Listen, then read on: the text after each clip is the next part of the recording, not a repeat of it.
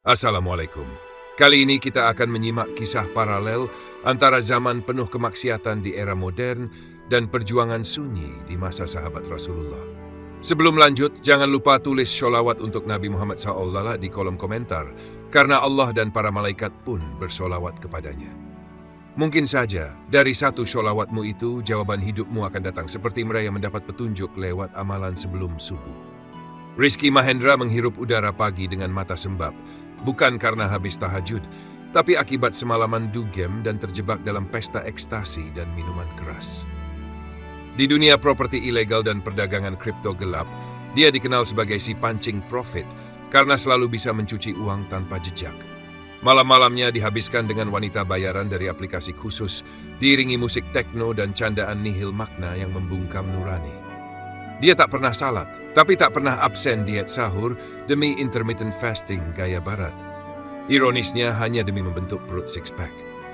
Tapi entah kenapa, belakangan setiap menjelang subuh, dia terbangun oleh mimpi aneh. Suara lantunan hadis lirik yang berbunyi, "Sesungguhnya Allah membentangkan tangannya di malam hari untuk menerima taubat orang yang berdosa di siang hari." Ammar bin Muqatil berdiri di antara barisan sahabat Nabi dengan wajah tenang, namun dada bergemuruh dendam karena ayahnya tewas di Perang Badar. Ia pura-pura memeluk Islam, mengikuti syalat berjamaah, tapi di malam hari ia menyusup ke gudang logistik kaum muslimin untuk sabotase. Hatinya digerogoti rasa bersalah yang tak ia akui, terlebih saat mendengar Rasulullah memimpin Qiyamul Lail dan membaca ayat-ayat tentang akhirat. Dalam sepi subuh Madinah, Ammar termenung di antara pasir yang dingin, mencoba memadamkan gejolak batinnya dengan kebohongan. Hingga suatu malam, ia terdiam ketika mendengar ayat itu. Dan bangunlah di sebagian malam serta kerjakanlah syalat tahajud. Al-Isra. Rizky, masih dengan skeptis dan kantuk bekas dujem, iseng membuka aplikasi sedekah subuh dan transfer Rp5.000 hanya karena tantangan TikTok. Malamnya ia mencoba syalat tahajud 1 rakaat dan witir dengan niat campur aduk antara penasaran dan rasa takut akan mimpi-mimpi yang terus menghantuinya. Paginya notifikasi dari dompet kripto muncul, saldo yang sebelumnya hilang karena bug, mendadak aktif dan bisa dicairkan. Rizky tertegun, bukan karena uang itu, tapi karena mimpi semalam yang lagi-lagi mengulang lafaz doa. Ya Allah, hanya kepadamu aku berserah. Untuk pertama kalinya dalam hidupnya, ia mulai mencurigai bahwa mungkin tanda-tanda itu benar-benar ada. Setelah malam yang panjang, Ammar mencoba berdiri di atas sajadah, hanya berdua dengan bintang di langit Madinah dan dosa yang tak ia ceritakan pada siapapun. Ia membaca doa dengan suara parau, bukan karena iman, tapi karena dadanya sudah tak kuat menyimpan dendam dan dusta. Di sela sujudnya, ia melihat api dalam mimpinya, dirinya terbakar, dan dari langit terdengar suara menggetarkan. Maukah aku tunjukkan padamu sesuatu yang lebih baik dari apa yang kamu kejar? Ketika ia terbangun, hatinya seperti ditampar oleh ayat yang terngiang. Sesungguhnya orang-orang yang membaca kitab Allah mengharapkan perniagaan yang tidak akan pernah rugi. Fatir. Malam itu ia keluar dari rumah dengan sepotong roti kurma dan memberikannya pada anak yatim di gang sempit Madinah, langkah pertamanya untuk benar-benar hidup. Rizky tergoda ikut investasi online yang menjanjikan return 200% dalam 6 jam. Lagi-lagi promosi dari seorang selebgram yang suka ngaji, tapi endorse judi online. Uangnya lenyap, reputasinya rusak, dan ia dihantam komentar netizen yang menelanjangi gaya hidup mewahnya sebagai hasil dari penipuan. Dalam frustasinya, ia iseng membuka kembali bacaan Al-Waqiah yang pernah ia dengar dari sang ibu sebelum meninggal, dan tiba-tiba merinding di ayat 35. Sesungguhnya kami menciptakan mereka dengan ciptaan yang istimewa. Tanpa rencana, ia mulai rutin baca Al-Waqiah selepas maghrib dan zikir pagi petang setelah subuh, bukan karena tahu manfaatnya, tapi karena hatinya merasa aneh jika tidak. Dan dalam waktu 24 jam sejak itu, ia menerima email tak terduga. Tawaran kerja resmi dari lembaga keuangan syariah yang dulu pernah ia tolak mentah-mentah. Ammar duduk bersama Umar bin Khattab dalam majelis malam, mendengar kisah tentang seorang munafik yang menyelinap di barisan kaum muslim. Saat Rasulullah seolah menyebutkan ciri-ciri si munafik dengan kalimat, "Jika berbicara ia berdusta, jika diberi amanat ia khianat, jika berjanji ia ingkari." Jantung Ammar seperti diremas. Ia tahu Rasulullah sedang tidak menyebut nama, tapi hatinya tahu, itulah dirinya. Malam itu ia pulang dengan dada sesak dan menangis untuk pertama kalinya, lalu mencuci tangannya yang dulu ia pakai untuk sabotas logistik.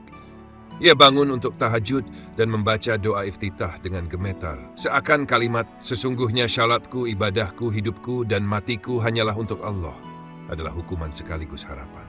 Rizky dilarikan ke rumah sakit setelah batuk darah parah saat presentasi proyek ilegal. Dokter bilang paru-parunya bocor karena gaya hidup dan stres berkepanjangan. Ia menolak rawat inap dan justru menyepi di masjid kecil dekat rumah yang dulu hanya ia lihat sekilas sambil tertawa dengan teman-temannya. Subuh itu, ia bersimpuh di atas sajadah tipis, membaca doa tahajud yang ia cetak dari Google, dan bertahan dalam sujud sambil berkata, "Ya Allah, jika ini akhirku, biarkan aku pulang bersih." Dalam 24 jam gejalanya menurun drastis dan dokter heran mengapa paru-parunya tidak hanya berhenti bocor tapi membaik secara signifikan. Rizky tersenyum kecil, bukan karena sembuh, tapi karena tahu tanda-tanda itu nyata, hanya saja ia selama ini buta. Ammar duduk di tepi pemakaman baki, melihat liang lahat digali untuk seorang lelaki tua miskin yang wafat tanpa waris atau ahli waris. Ia mendekat saat jenazah diturunkan dan mendengar Rasulullah berkata lirih, "Sungguh, Allah mencintai hamba yang kembali sebelum ajal menjemputnya." Di situ, Ammar menangis bukan hanya karena takut mati, tapi karena baru sadar, setiap subuh yang ia abaikan adalah pintu yang ia tutup sendiri. Sejak hari itu, ia tidak hanya berhenti berdusta, tapi mulai menjadi pengingat bagi para pemuda Madinah diam-diam dari balik dapur sedekah yang ia bangun. Ia tidak pernah mengaku siapa dirinya, tapi tiap subuh langit Madinah bersaksi, seorang bekas pendosa telah kembali dengan suara Al-Waqiyah di dadanya. Rizky menolak perawatan lanjutan dan malah pergi ke sebuah desa di Majalengka, tempat ibunya dulu mengajar ngaji saat hidup. Ia ingin mengembalikan sesuatu yang belum sempat diberi. Subuh itu, ia membangunkan warga masjid yang sepi, azan dengan suara serak, lalu duduk di saf paling belakang sambil membaca Al-Waqiyah untuk ke-40 kalinya. Di luar, hujan rintik-rintik turun dan seekor burung gagak bertengger di atap masjid membuat warga merinding, karena suara burung itu terdengar seperti taubat, taubat. Setelah salam sholat, Rizky menatap langit-langit masjid dan berkata pelan, "Kalau hari ini aku pulang, jangan tangisi. Aku sudah lebih utuh daripada dulu." Beberapa jam kemudian, ia ditemukan tertidur bersujud, dengan wajah yang damai dan Al-Quran mini di dadanya, terbuka pada ayat, "Maka nikmat Tuhan kamu yang manakah yang kamu dustakan." Ammar wafat dalam keadaan tak dikenal oleh mayoritas sahabat. Namanya tak disebut dalam kisah besar, tapi dapurnya masih menghidupi anak-anak yatim selama bertahun-tahun. Di malam menjelang wafatnya, ia bermimpi Rasulullah menuntunnya berjalan di jalan panjang dengan cahaya hanya satu obor kecil dan berkata, "Cukuplah subuh-subuhmu yang menjadi penerang bagimu."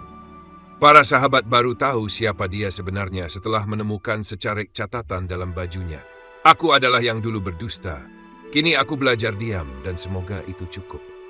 Langit Madinah gerimis saat jenazahnya diturunkan dan seorang anak kecil berteriak, "Itu paman roti kurma. Kenapa dia tidur di tanah?" Dari langit, seolah terdengar gema yang sama seperti yang Rizky dengar berbulan-bulan kemudian. Perhatikan tanda-tandanya, ketika amalan sebelum subuh perlahan memberikan jawaban dalam 24 jam.